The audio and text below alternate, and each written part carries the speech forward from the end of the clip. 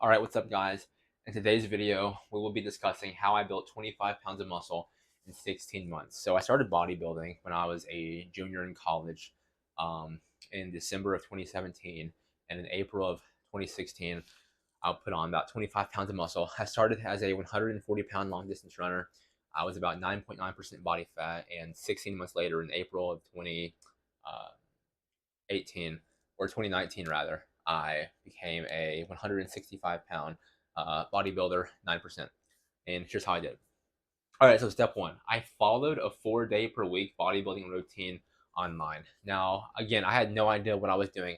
I had no idea how to train, but I knew I wanted to be big. I knew I wanted to be big, like John Cena, Triple H, those guys, big like a huge like WWE wrestler. And so I knew in order to do that, I had to train like a bodybuilder. So what I did was I googled bodybuilding routines online. Now, what was very beneficial about the bodybuilding routine I found online was that it targeted every single muscle group. And this is one thing I attribute to my growth, is that it hit every single muscle group. Because I see a lot of beginners and even intermediates neglect to train certain muscles. All right, so training every muscle group is very, very important. All right, and so the routine was as follows. Monday was shoulders, traps, and forearms. Tuesday was lats and biceps. Wednesday was chest and triceps. Thursday was legs. So again, every single muscle group. All right, so I did bodybuilding exercises for most of these lifts. However, when it came to certain lifts, more specifically, when it came to compound exercises such as bench press, barbell squat, and deadlift, I did strong lifts 5 by 5. So my routine would be something like, okay, let's say it was Wednesday. Let's say I was training chest and triceps. Well, on Wednesday, I started off doing my compound lift. I started off doing bench press, but I would do the bench press for I would do the routine for strong lifts 5 by 5. Okay, so I would open up. I went on Google, downloaded strong lifts 5 by 5 program into my phone. I crunched the numbers, and it would give me my workout for the day. All right, so I would do my bench press. I would do my compound movement for my strong lifts 5 by 5, and then I would go and do my accessories. And accessories are anything that's not like a primary or a main movement. Okay, so a compound lift is just anything that targets multiple muscles at once, such as your bench press, etc. Squat, deadlift, Romanian deadlifts, dumbbell bench press, etc. Okay, so pretty much I train like a bodybuilder, but I also put an emphasis on strength because I knew I wanted to get strong as well. So again, I would do like strong lifts for deadlift, squat, bench press, and then I'd go and do accessories. Okay, those are just other exercises that aren't compound lifts. All right, step two, and this is extremely important, and it's a mistake a lot of beginners don't make. I ate in a 500 through 1,000 calorie surplus daily. So I found my caloric maintenance calories by going to Google and searching TDEE calculator. And TDEE calculator is a calculator that gives you your once you enter in your information, and all the information is effectively regarding your height and your activity level. And once you enter in all the information it requests from you, it gives you an approximate maintenance calories. Now, I want to put emphasis on this. It is an approximation, okay? So, because it is an approximation, it's going to require some trial and error. So, what I recommend everyone doing is I would recommend eating at your maintenance calories for about 2 weeks, all right? Eat at your maintenance calories for about 2 weeks. If you notice your weight's going up, that means your maintenance calories are actually lower. If you notice your weight's going down, that means your maintenance calories are actually higher. So again, it's pretty accurate. It's pretty close. But at the end of the day, it is an approximation, so just keep that in mind. So what I did was I found my maintenance calories. Mine were pretty accurate, and I ate in a caloric surplus of 500 through 1,000 calories per day. All right, eating in a surplus, 1 pound is equal to about 3,500 calories. So my intention was to gain anywhere from 1 to 2 pounds a week. Okay, um, I'd say about 2 pounds of that every month was muscle, a pound of fat, and a pound of water. Of course, the distribution certainly didn't really work like that in reality because I ended up putting 25 pounds on in 16 months, but more or less, that's relatively accurate. As a beginner, especially one who doesn't know how to train, you can definitely expect to put on anywhere from 1 to 2 pounds of muscle a month. Again, it just depends on how you're training. All right. So in terms of foods, I ate high protein foods. So I ate 1.1 to 1.25 grams of protein per 1 pound of body weight. So that means if you weigh 200 pounds, you want to be eating anywhere from 200 to 250 grams of protein per day. Now, the literature says you only need to eat anywhere from zero point 0.7 to 1 grams of protein per pound of body weight, but I recommend being on the safe side. I recommend eating more protein than is recommended by the literature, because I've observed in myself and in others that there's lots of benefit to doing so. There's no need to go super overboard, but I definitely think you should be eating at a bare minimum of 1 to 1.25 grams of protein per pound of body weight, despite the literature stating you can eat less. Okay, there's literally nothing wrong with eating more protein. You don't really need to go over 1.25 grams of protein per pound of body weight unless you're doing high cardio. All right, well, if you're doing high cardio, that's a totally different thing, and perhaps I'll make a video on that one day. In terms of eating schedule, I ate every 2.5 to 3 hours. The foods I ate of consisted of, chicken breast, fish. So the fish I ate included tuna, tilapia, flounder, um, cod, salmon, that good stuff. Ground beef, ground turkey. I usually ate the ratio of 93:7. Had Greek yogurt, egg whites, scrambled eggs, beef liver, nuts, lots of good food. Getting your protein goal should not be particularly hard. It's actually extremely easy to get your protein goal. The only hard thing is you'll have to cook. And of course, I was eating in a surplus, so pretty much I followed the ideology of if it fits your macros. So I was in a surplus of like 500 through 1,000 calories per day. So my logic was, okay, as long as I get 1.25 grams of protein per pound of body weight, and I don't exceed 1,000 calories, and as long as I don't exceed past my daily allotted calories, which was like 3,700 calories per day, I won't get too fat. So that was my logic. Okay.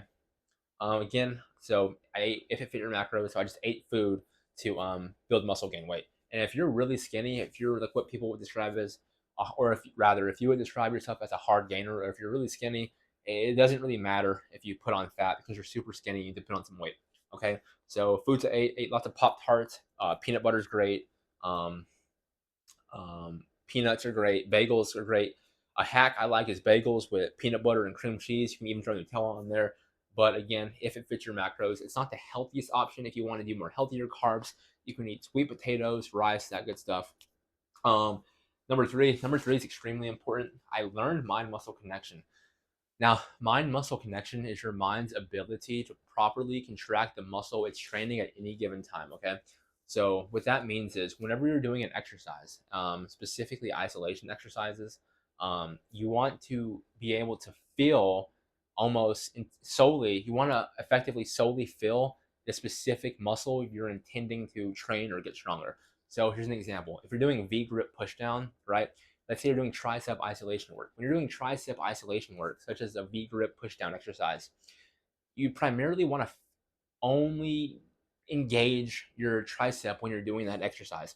However, when you're doing exercises like tricep pushdown, you're engaging your shoulder, no matter how much isolation you have, or you feel rather, on your tricep, and you're using your lats for stability. So your lats and your shoulders are being engaged. However, despite that, you want to be able to develop your mind muscle connection so effectively that you essentially only feel your tricep when you're doing a specific exercise. You essentially only want to feel this specific muscle you're intending to train when you're doing an exercise. All right. So when you're doing bicep curls, you want to minimize the shoulder engagement and you want to minimize the lat engagement, because your lats are used in bicep for stability. Your lats are used and a lot of exercises for stability.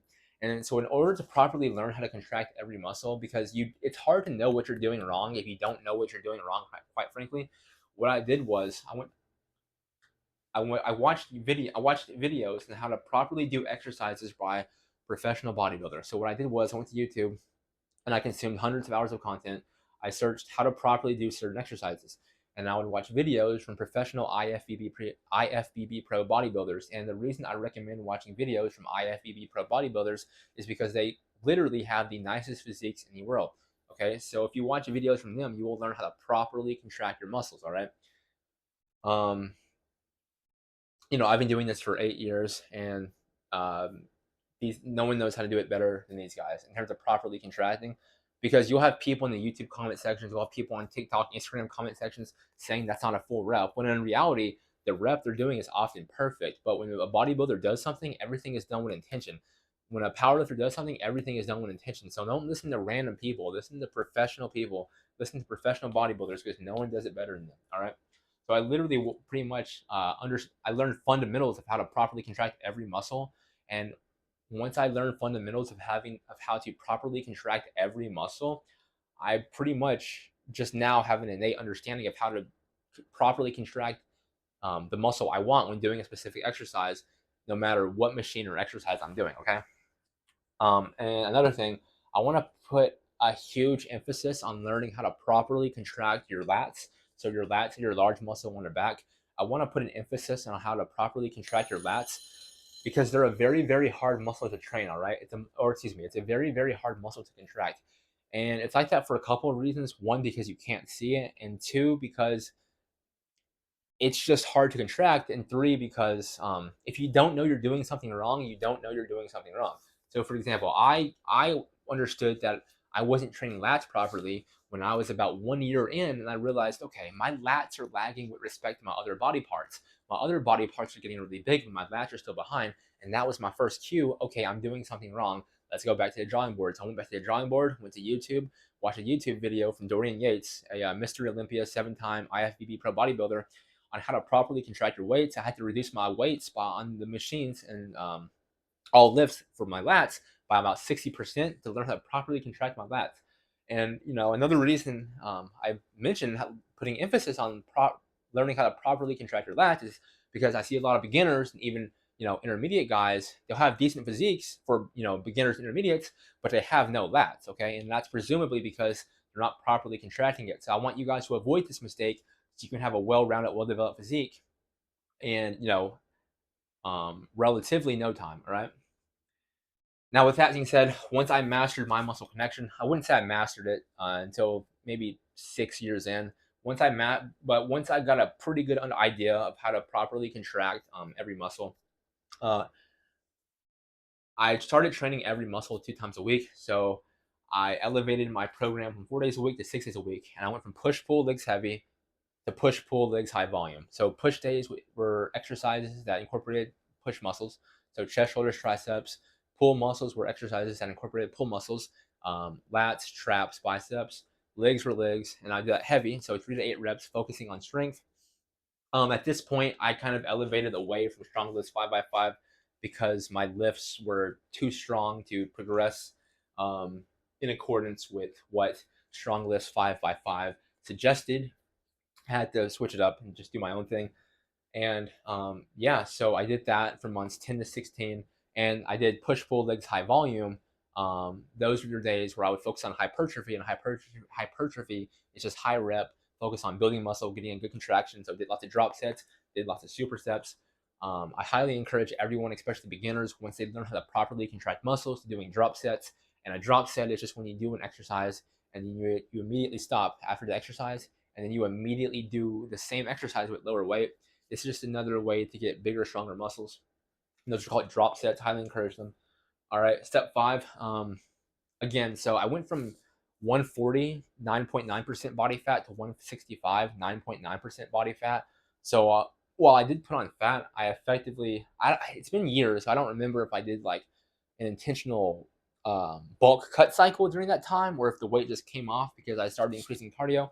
But regardless, I ran 4 miles every day to stay lean. And I mean this literally every single day. I went to the gym 4 to 6 days a week, 4 days a week for 10 months. And then from months 10 to 16, I still ran 4 days a week. And the thing was, I was in college, and so I didn't have a car. And so I'd run 2.2 miles to the gym. And so I had to get home. And so I ran 2.2 miles back. So that was my cardio. I ran 4 miles every day to stay lean. And these are the steps I followed to build 25 pounds of muscle in 16 months. If you follow these steps, I assure you, you can transform your physique in a year.